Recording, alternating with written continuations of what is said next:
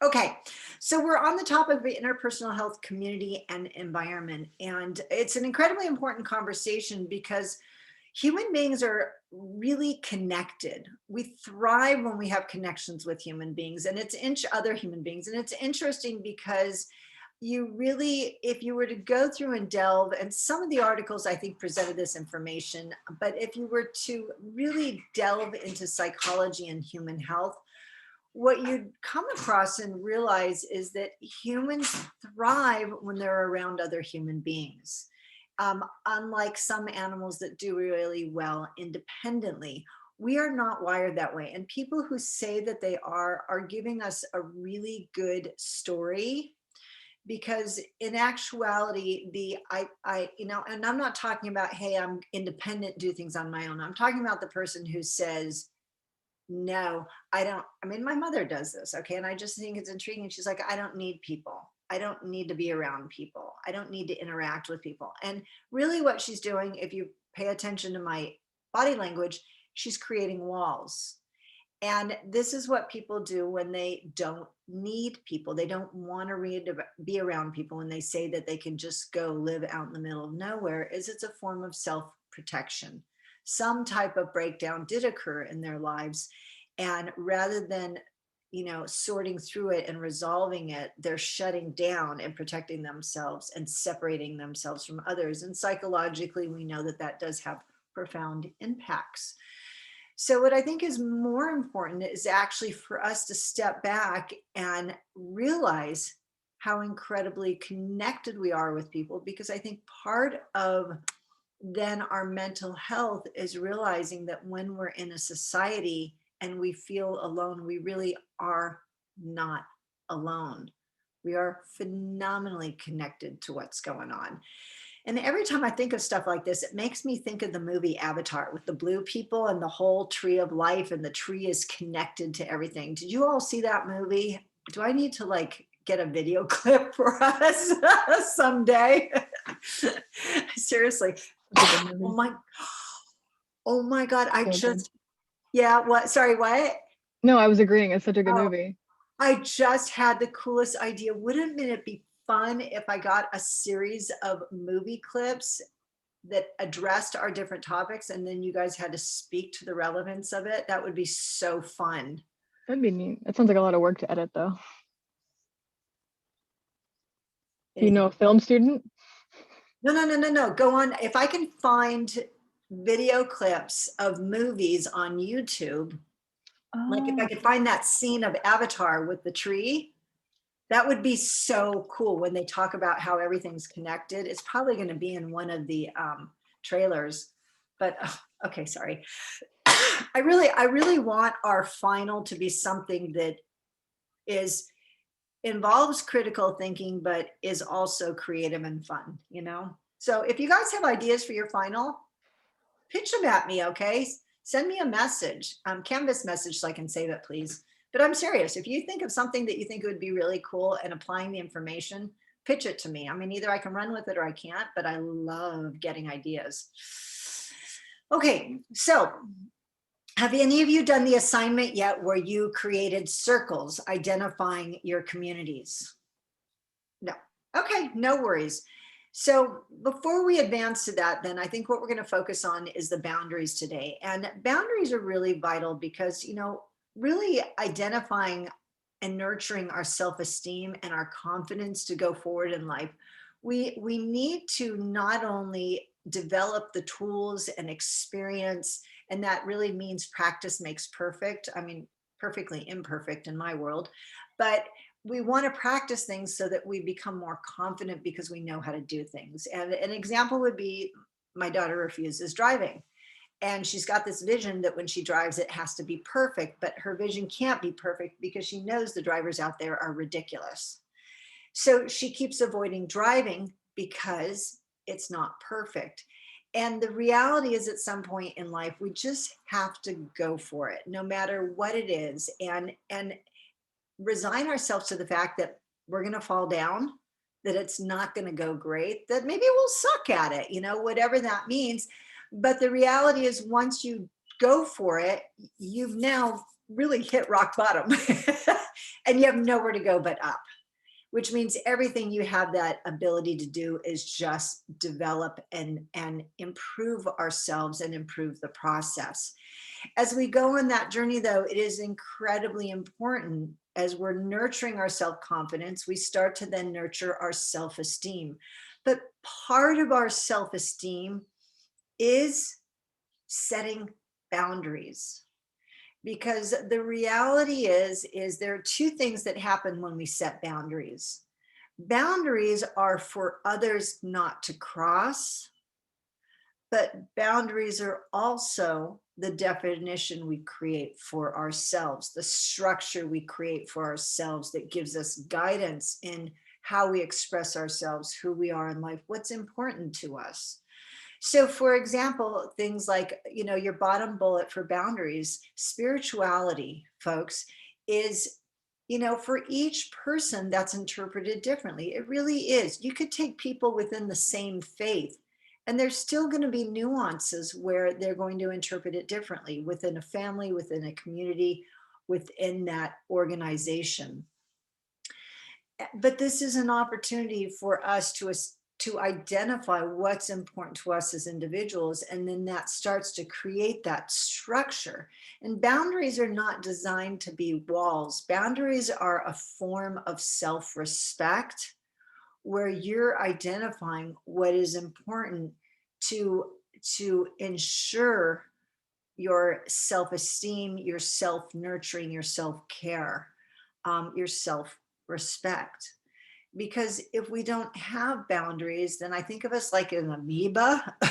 We're all over the place and anything can happen. So what I want you guys to do is take a moment and start batting around with each other. What are possible boundaries you have in your lives that you're able to identify, that you're familiar with? And then as that grows, I want you guys to keep talking about, that, for example, if Myrene and Jennifer and Jacqueline are talking and Myrene says, well, these are my boundaries, Jennifer may agree, or Jennifer may be like, I guess I have those boundaries also. Or Jacqueline might be like, yeah, I don't ever have those boundaries. Wow, maybe I should start thinking about that. But for us, or the other way around, take your pick. But I want you guys to really start thinking about these. So this is, a starter list. Is it possible that there's more boundaries out there? Absolutely. Life is complicated. Things blend into each other, bleed into each other. But I want you to start exploring, what are your boundaries with each other? And I believe this is part of your assignment. So it's a good prep for the assignment. But why I want you guys to talk to each other is for you to realize that maybe there are more boundaries in your lives than you realize, or that there are ones that you've been missing. And I think a really great example of boundaries is, it's intriguing having my daughter be 19 because I'm watching all this right now. But this is an issue that comes up frequently, by the way, with my folks at Kaiser, is that for a lot of people, they have had very little to no boundaries. And that means that for them, caring for others meant that they were not caring for themselves, lack of boundaries for self-care, experiencing, disrespect by people, the whole concept of fat shaming, and not establishing boundaries where they speak out to people and say, you know what, that's rude, that's inappropriate. I was saying, what's going on with you? What's your problem that you're judging me? What is it that you need to judge someone else for? And these boundaries are really important. And the boundaries are important because not only for us to establish for ourselves, but to also understand and respect other people's boundaries and space, to know when something's appropriate or not. And and we cross people's boundaries all the time, but unless people take the time to know their own boundaries and communicate with us, then we can never learn from each other. And we can't understand how we may hurt people unintentionally if there's a lack of communication. So establishing boundaries for ourselves means really then communicating effectively those boundaries so that we then understand with others what that means. All right. I am going to break you up into two groups of three, not 6 to 8, for you guys to talk about this. My question is, though, are you in agreement or not? Are you all comfortable with doing this? That's fine. Yeah. Okay, great. There are some things in life, you guys, that we can't know all the time. Excellent. Thank you, Myrene. Sometimes in life, people have experiences and this actually came up for me recently. I had an experience in my past that is something that I've just completely sealed away and didn't want to deal with and never did. And when I went to Chapman and had to start doing these darn weekly nasal swabs for COVID, the woman rammed that thing. I swear to God, she hit my brain. She went up so darn high that all I could do was sit in that chair and cry, because it took me back to an experience a long time ago that I had completely buried. And I couldn't communicate that boundary in advance because I wasn't even aware it existed anymore. But once it was reactivated, I had to basically realize I was at a point in my life where I either needed to start establishing boundaries, don't touch my nose, or I had to figure out how to maneuver through a situation like that. And life's not about avoiding situations. We need to have those boundaries like little bumpers so that we can interact fully in life. Okay, so life is eternally evolving, and as much as we may establish our boundaries and think we're on top of it, life shifts, and then we have to adjust those boundaries again. Okay, breakout rooms, fabulous. I am going to be hanging out here. So no harm, no foul. When you guys are done, just come on back to the main room. Okay, I'm working on my Kaiser schedule and that G tube that makes me want talking about. I should set a boundary for that. Okay. Yeah, no, whatever. Okay. All right. Elizabeth, you're okay. Melissa, you're okay. You haven't gone into your respective groups. I had a quick question. Good. What is it? For the assignment that's due, did you want us to like draw the circles and answer the questions in the circles? Yeah, you have two choices in terms of listing all the people. Yes, I do want a visual representation. I do want circles. You can draw them or, hand draw them and scan it, or you could go on to like PowerPoint. I find PowerPoint easier to maneuver in that sense and create your circles. And if it ends up flowing into 2 pages, 3 PowerPoints, whatever, or Prezi, whatever, that you can, well, Prezi, you can't upload, but the PowerPoint you can convert to a PDF. Okay. All right. Sounds good. Thank you. Sure. Okay, so how did that go for you guys? What was that like? What did you discover about your own boundaries and boundaries of other people? Did you relate to each other on boundaries? That's a first question, I think. Did you find you had boundaries in common? Anyone? Yeah. I think in our group, Melissa and I had similar boundaries when it came to like friends, or like whenever you first meet people, if like a friend of a friend is a hugger or not, you're like, oh, like I don't know you, but like I'm gonna hug my family members if I like haven't seen them for a long time, or you like first meet a family member or something. That's really great. Actually, thank you so much for bringing that up. I have a friend who I love to death and is not a hugger, but never had an established boundary. So my daughter and I made it a mission of hugging her all the time. And she's so cute because she's finally like given into it. So she just stands there, she's like, okay. But thank you. That's a really good point is, it's interesting because, a lot of times we think of setting boundaries as things like,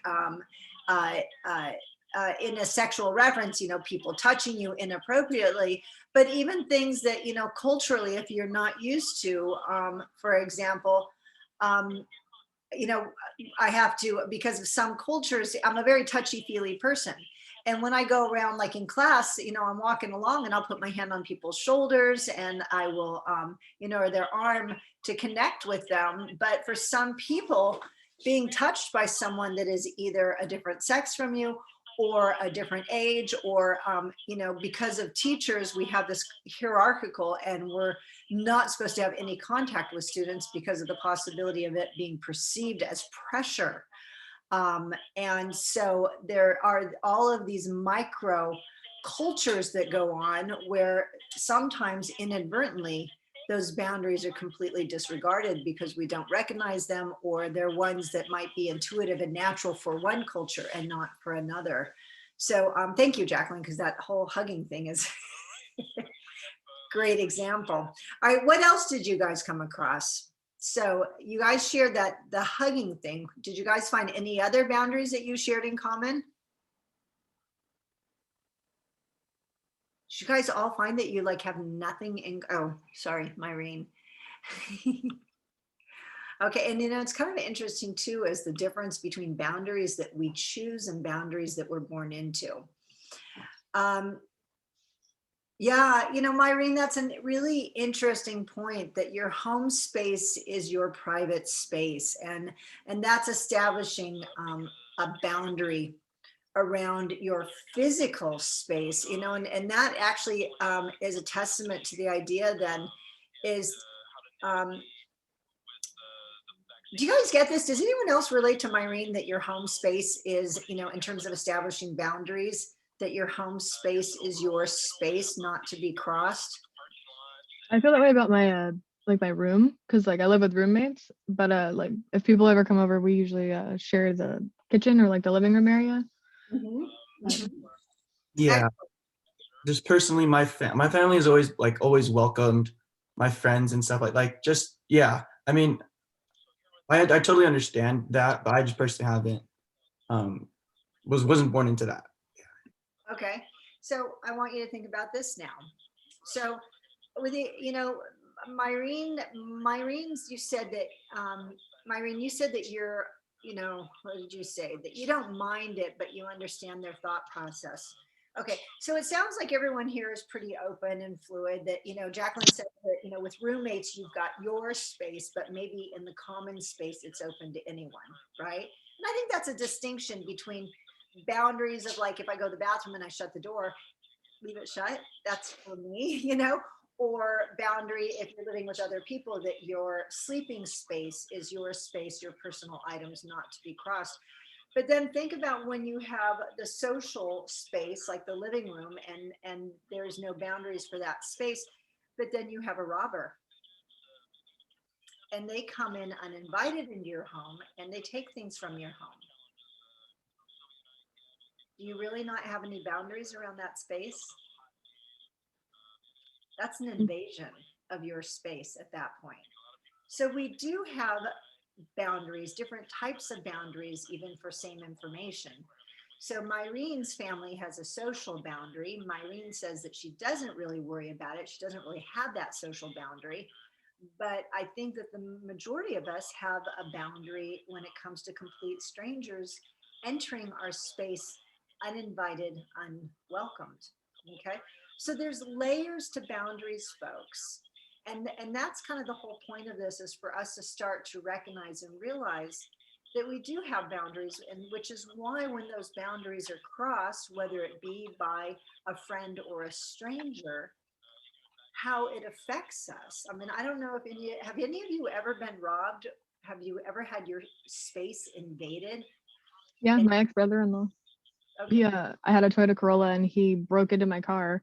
He like broke open my trunk, Okay. and like I didn't have anything in there, but like having someone like break into, you know, at the time I was like, I want to say like 19 or 20 or something. So I like, my car was always like my space that no one could ever take. And so I was a little upset. Yeah, so I think, Jacqueline, I'm impressed if you were a little bit I upset. was very upset. Yeah, The got it. restraining order was filed that day. You guys are so funny when you soft shoe things.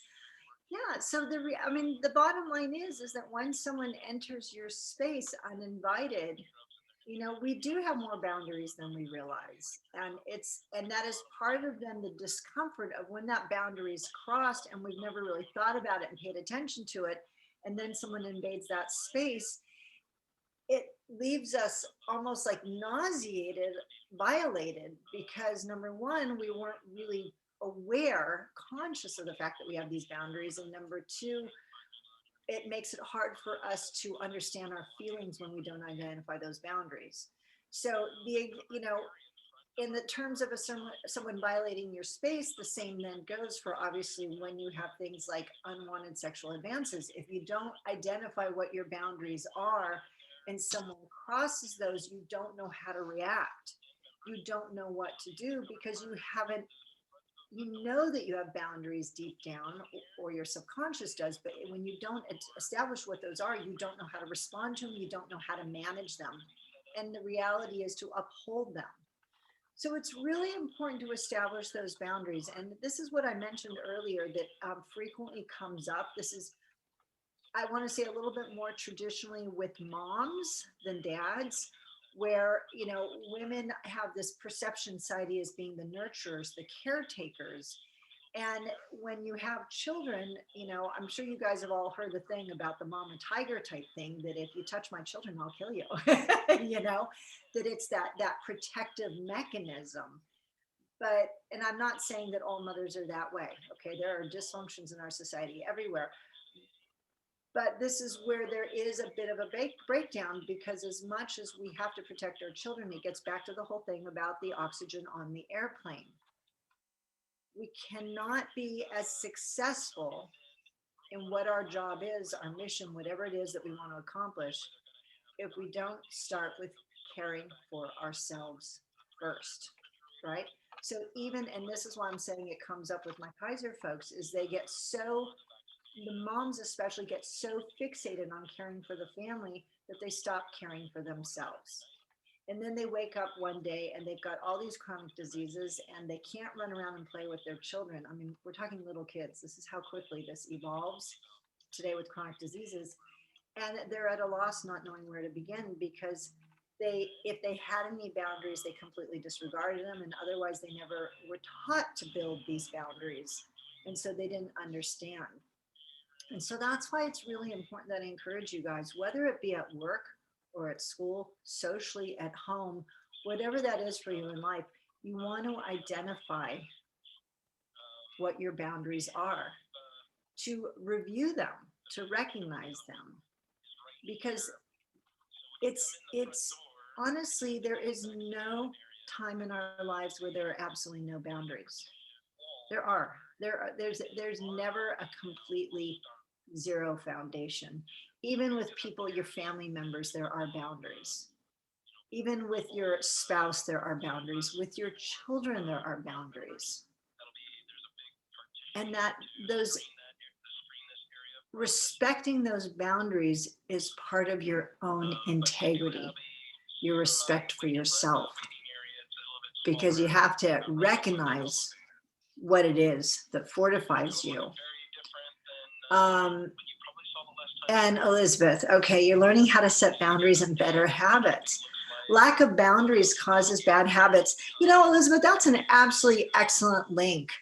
And it's very true, is because your boundaries are your structure, folks. And if you have no structure, then how are you going to cultivate the health and wellness of yourself? Okay. So establishing boundaries, for example, on your health and well-being, whether it be your activities, your nutrition, once you have those boundaries, then you have a rhythm, a routine, you know what to work within, and you know how to fortify it. But if you ignore it and don't play with it, then you're all over a place. You know, another crazy thing that I have with my folks is that when they start their weight loss journey, I get this actually more so with my bariatrics patients, where they've had surgery, they've changed their digestive tract to lose a lot of weight. And the reality is that person now is starting to create boundaries for themselves, because they're going through a lot of changes, and that's the journey they're on. They really want to change their lives, and they're doing what they have to with surgery to make that happen. But the interesting thing is, Everyone else in their lives are not on that journey with them. They're invited to join them, but they didn't choose that journey, okay? No one else that you interact with chose your boundaries. Only you can choose those boundaries.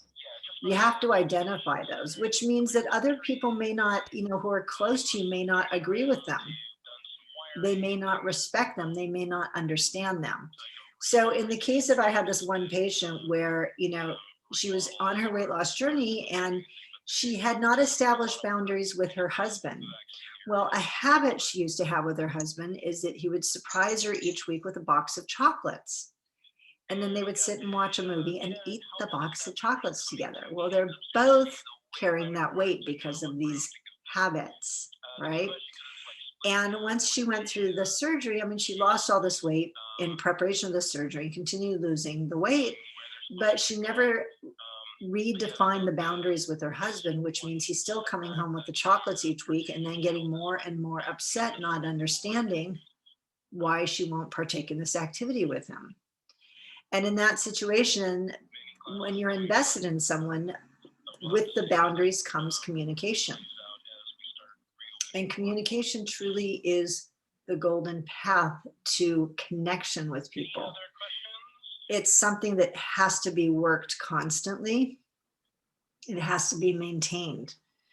It's like a road. It's not something that you can abandon and then assume the potholes will fill themselves in. Because what are those potholes? Potholes are events in life where we like to say life tests us. Like you get slammed with that $6,000 IRS bill and it's like, honey, you forgot to file the taxes, and the communication is really important because we have to learn from this and progress, but we have to identify boundaries. And with that comes the communication. What else can you guys, sorry, say that again? We mentioned that in our group that you have to communicate the boundaries. And I was saying how come 2019, I got out of a relationship and realized that I had lost all sense of boundaries to make me be an effective 20-something-year-old. And during 2020, I started setting a bunch of boundaries, and communicating them is really hard because I felt like I was being the bad guy, or I was scolding people, or my friends would be like, oh, well, you're so uptight. And I'm like, no, it's just, I shouldn't drink this much. I can have a beer with dinner, but I'm not going to go and, go to the bar and then drive home, when you probably shouldn't be driving and spending that much money. And that's one of those things that it's hard to not feel guilty doing it, because I feel like it's a lost practice for our age group. Very powerful statement, Jacqueline. And you bring up something important, folks, is that when we're in relationships with people and we set our boundaries, we have to stand by them, because our boundaries are an extension of who we are. They are a part of us. And if we don't support those boundaries, then that's that lack of integrity for ourselves, kind of lack of a backbone, which means people have the ability to walk all over you. And then your boundaries are useless. The other concern too is that if you do not stand by your boundaries and take pride in the boundaries that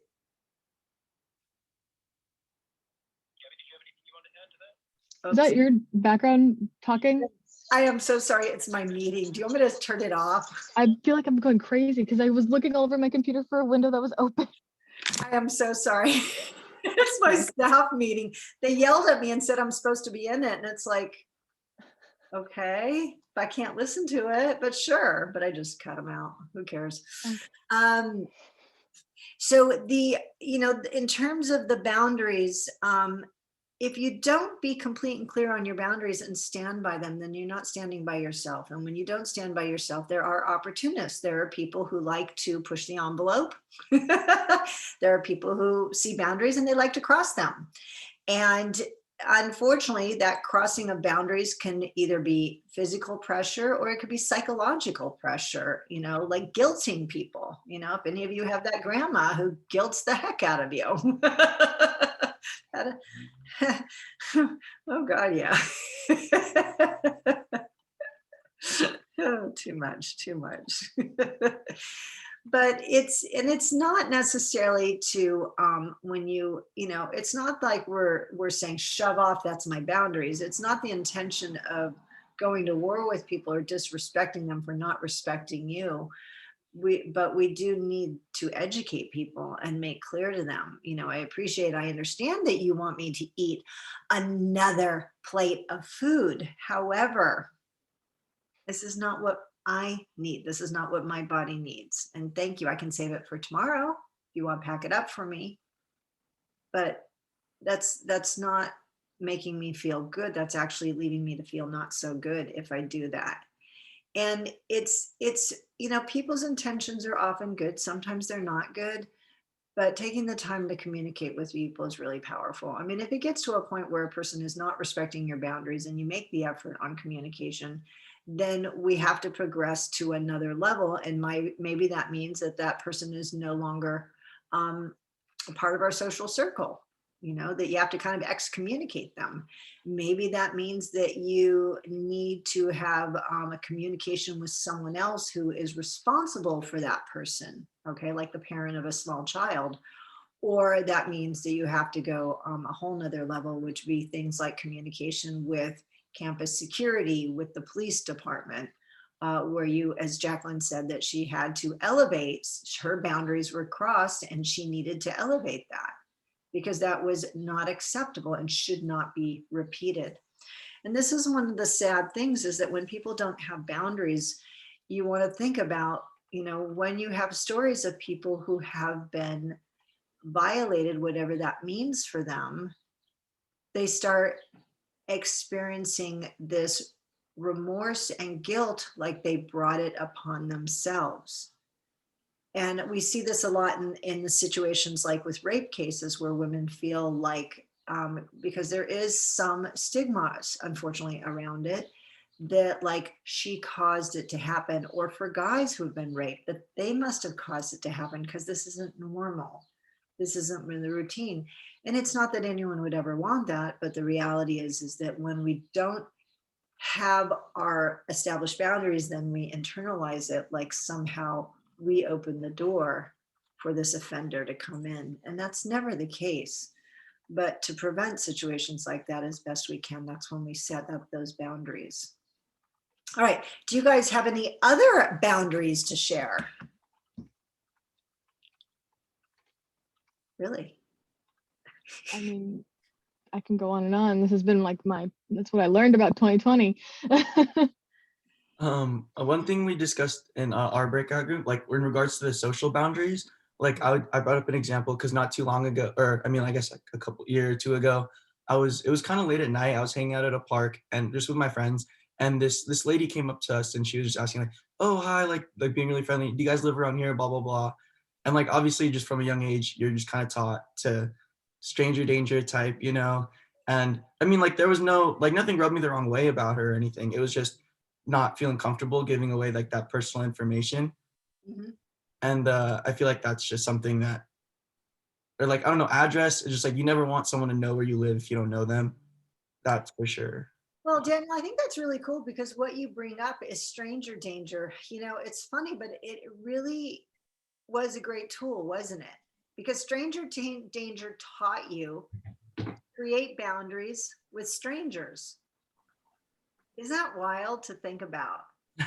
And it's carried through to this day for you, because that repetition of stranger danger hit home with you, that when a person who seems perfectly nice but is approaching you and starting to inquire personal information, your little radar went off and said stranger danger.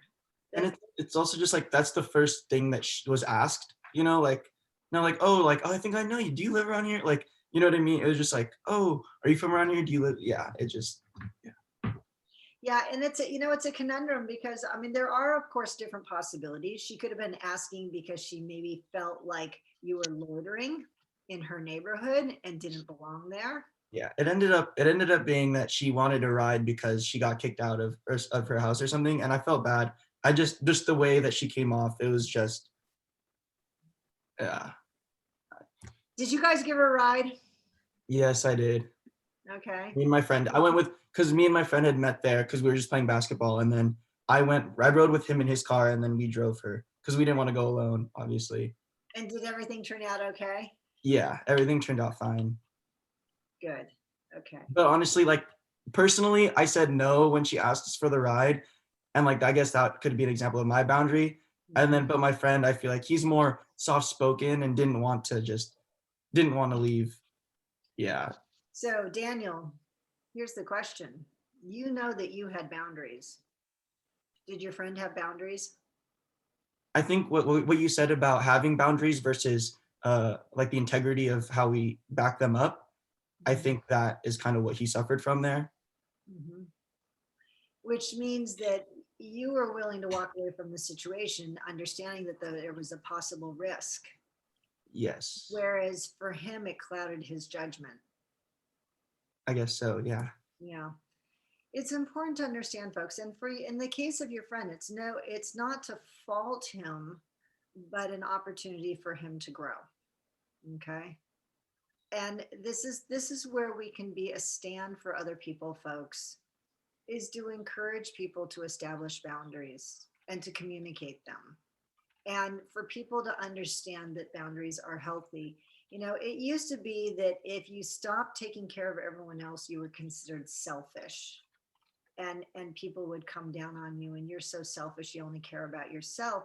And I don't think that's really necessarily the case. I think it's that, it was, I have to say that on my, when I divorced my first husband, it was this constant drama in my head that I was being selfish walking away from him.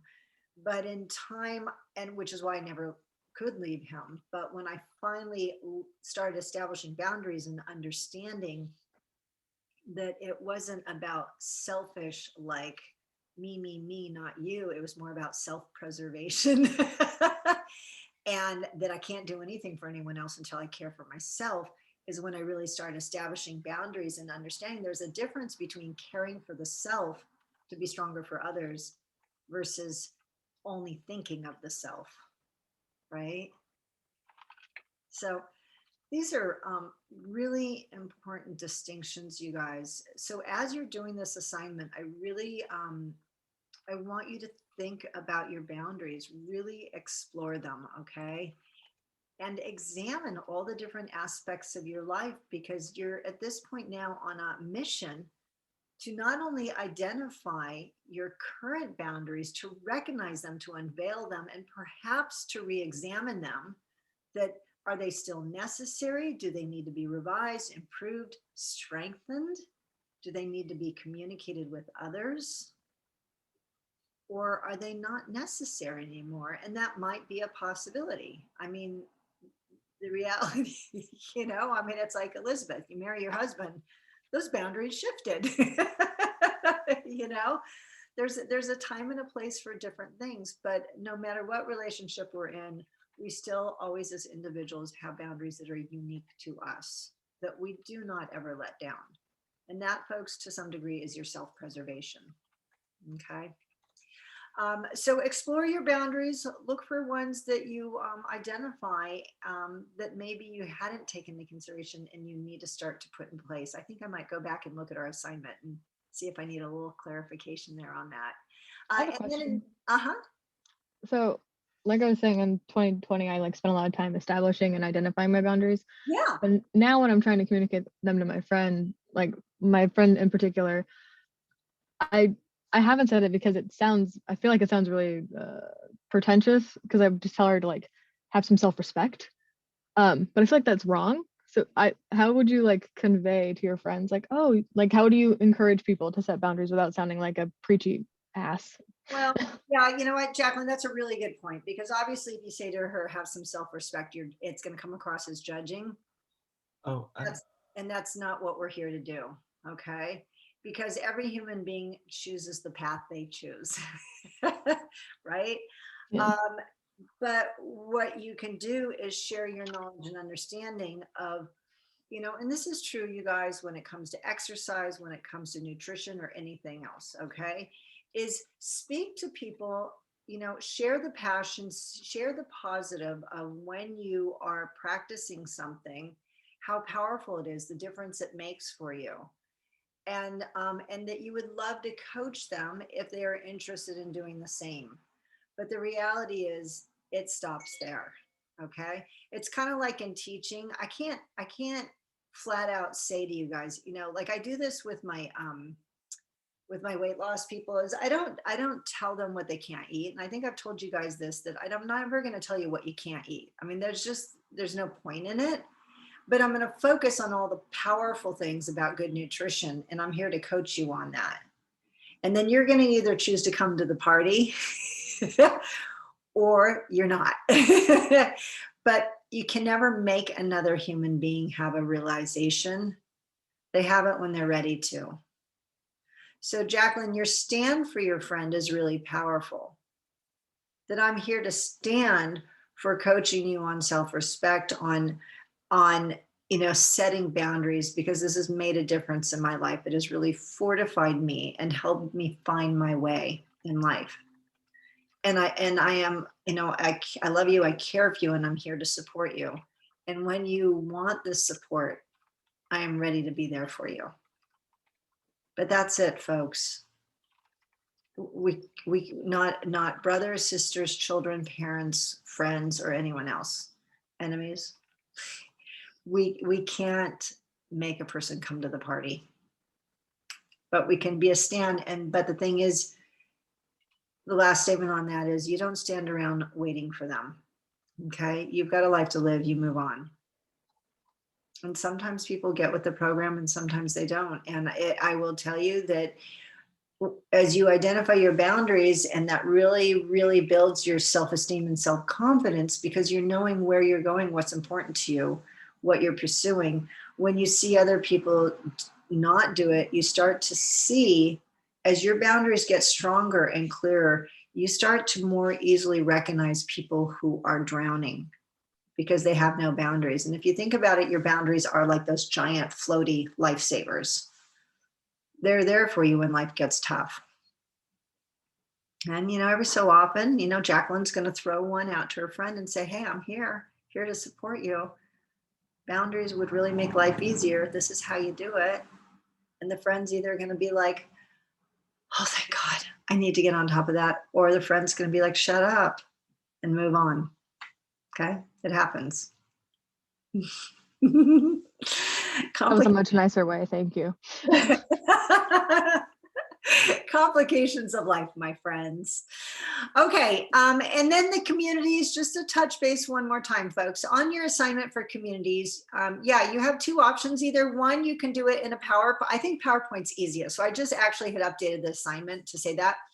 I personally think when I have done this assignment, you can do two ways. One is you freehand draw your circles, write all your people in, give the title to your circle, or you can put it right in the middle with all those names around.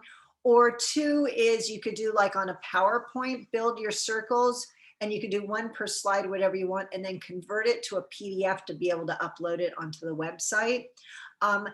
If you draw freehand, then you obviously need to either scan if you have a scanner on your cell phone, or you can do a picture and submit a PNG or a JPEG. But if you have an Apple, an iPhone, you can't do the HEIC file. You have to convert it first, because that's the active live file. So be cautious of that, please. So either submission is fine, but this is really a journey to realize how integrated you are in society, how attached you are. And I don't mean attached negatively like an anchor or a ball and chain, but connected. So if you turn in one, circle, I'm gonna bounce it back to you. All right. You really gotta dig deep. And I'm not looking for circles from 10 years ago. Okay. I don't want to know about elementary school. It's the circles that you have in your life now. So your circles could be, as I said, that they could be your neighborhood, they could be school, they could be classmates, they could be sororities and fraternities, they could be your religion, they could be hobbies, they could be communities, could be volunteering, where you get together with people to volunteer. It could be your, social aspects have multiple layers. You have the immediate people in your life who are just really close, near and dear.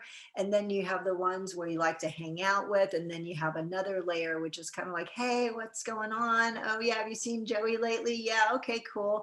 You're kind of connected to people through someone else. You may have a circle where, a community where you go to Starbucks every Wednesday morning and you just happen to always see the same people working and the same people sitting drinking their coffee. And by the fact that you guys recognize each other, it's a little tiny community in its own, because you're somehow connected to each other. So I want you to really dig deep and find all these connections, these communities, to realize how integrated you are into life with other people. Okay. Okay, any thoughts or questions? My one living tile and my other silent tiles. I missed the first 15 minutes. I was gonna just look at the assignment. I think the initial time was the assignment. So Oh, okay. So that was a recap of it, but if you want me to go over it, Jacqueline, I can do that again. I'm not gonna make them sit through it. It's okay. I'll bother you if I need to. Okay. That anyone, or you can hang on if anyone else has any questions, I mean, yeah. thoughts, comments, feedback, opinions. I think I'm good. All right, Daniel. Thank you very much, you guys.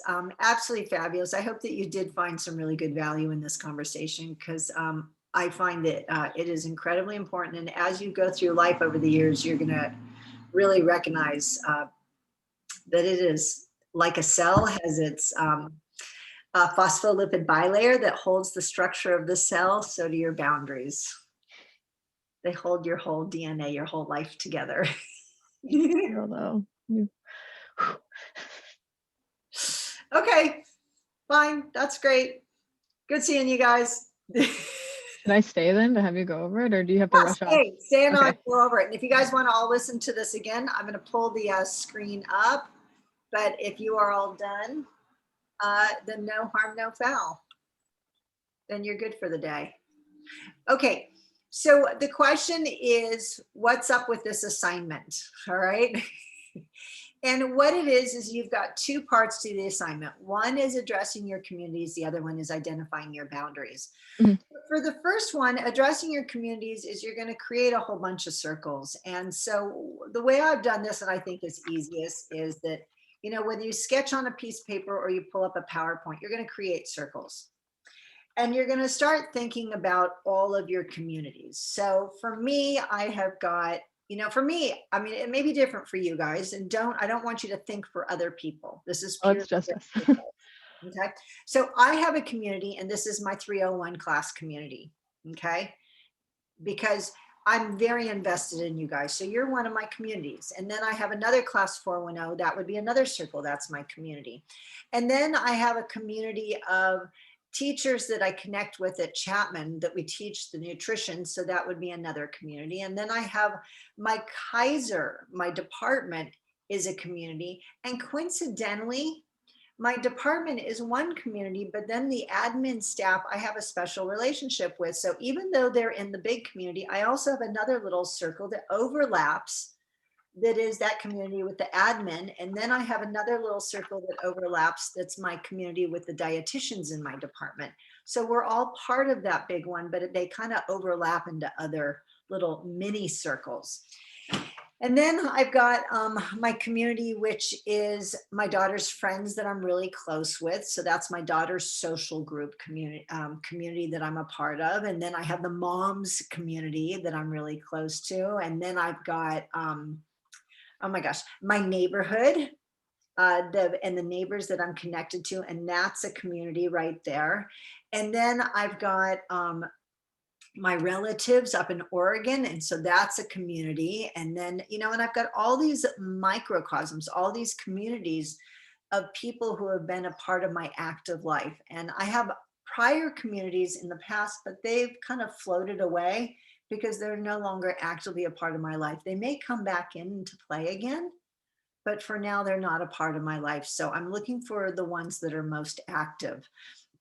With each community, as you develop these circles, I want you to give it some type of title.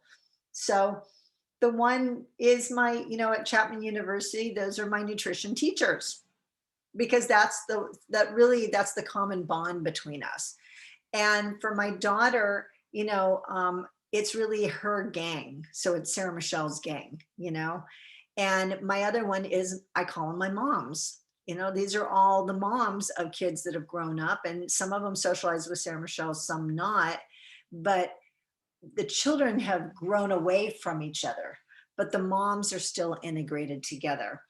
And then I have a group that are my Japanese friends who, they moved back to Japan, but we stay connected. And so I call them my Japanese friends.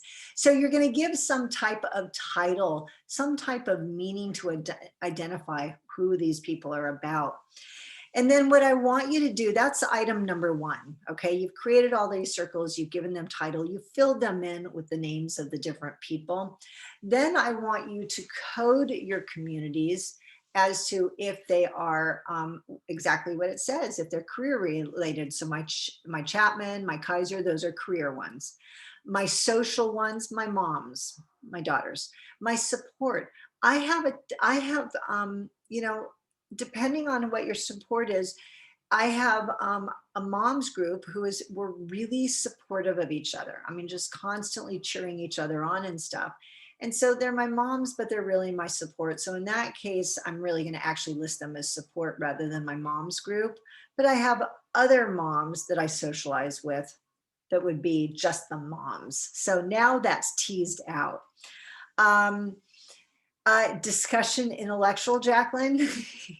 There are some people that we sit down and we philosophize with, that we debate with about, different topics. And those are people who are just really cerebral with, and I consider those the special ones. Or it might be that if you have a group of friends that you hang out and you play music, that's your gang, your music gang, right? So, what we want to do is then start to distinguish, number one, the establishment, the relationship we have with these different groups, but also start to establish what we're building is the possibility that some of these are networks for you when you have different needs in life, that you're able, who to go to. Now your impression is, I want you guys to get how incredibly connected we are, because when life sucks, sometimes we feel like we are so alone. And that is, I like to call it, it's like a self-imposed hell. We're really shutting down and putting up the barriers, the walls around us, separating ourselves from how integrated we are in our communities. And in actuality, it's moments like that where we really want to start to develop a reaction, which is to reach out to our communities rather than shutting down, to get, whether it be to get to support or to be distracted or to ask advice, whatever it is that we need, but to take advantage of these communities because we have so many. And then lastly, identifying who we are in each circle. Do we have a role, okay, in those? So for example, I will tell you that, I do have people who they're like, you're the nutritionist. Anything that comes up regarding food, then they're just like, you're the nutritionist. So I seem to have this title in that group, or with my daughter's friends, they all call me, I'm the mom. I'm like the grand poobah for moms. And, a lot of these kids choose not to go to their parents. They come to me. So I'm the mom for them. It's, so it depends. I have a friend who is just so hardcore into exercise. So I go to her to pick ideas, and she's the athlete. So it's just trying to figure out who you are for these groups, okay? And that becomes more of that self-awareness and identity in our social groups. All right, any questions about the communities? Does that all make sense now? Yeah. The Okay, coding is just, so we're gonna like address the establishment, like work, so like work, school, family, subsects of friends, and then you'll code them based on like your social needs, what is it, work needs, support, like people you can have intellect. Okay, yeah, that's easy, makes sense. yep, so list the people, give it a title, identify what the function is of the group, okay? And then realize, you know, how powerfully integrated you are. And you got to discuss that. So you might, if you're drawing all this, you might have a little paragraph on the side that's a reflection. For the Number 3. impression, yeah. Yep. And then lastly, identifying what is that role that you play in these groups, you know, and that can be a part of your discussion, or you can just list it for each group. All right. For identifying your boundaries, this is jumping off of our conversation today. You know, that, you know, being able to establish a network to communicate with people, to fortify, I wonder if I need to edit this, to fortify our self-respect, our self-esteem, we have to put these into place. And so what you guys are doing is what you really did today as a group is so recognizing your boundaries within the groups that you have. You know, you might look at them and acknowledge that you haven't established boundaries at work, or you haven't established boundaries with family or social. So recognizing, one, where you have boundaries established and where you need to establish boundaries, or establishing just permanent boundaries for yourself, which you, Jacqueline, have indicated you're already on that journey. You have been on that journey. So you want to put like overarching like self boundaries Well, also? yeah, you want all, you want generalized boundaries that are the bumper guards that go with you everywhere in life. And then also identifying boundaries that you may need to have with some of your communities. Mhm. Yeah, I think might need to update. I got to reread this and see if I need to adjust the language at all. Cool, cool. Yeah, I thought I saved the document and turns out I did not. So this is useful. Okay, good. Fabulous. Cool. Yeah, like self-respect, stuff like that. Cool. Yeah, sounds really doable considering I literally spent the pandemic doing that. Got it. Okay.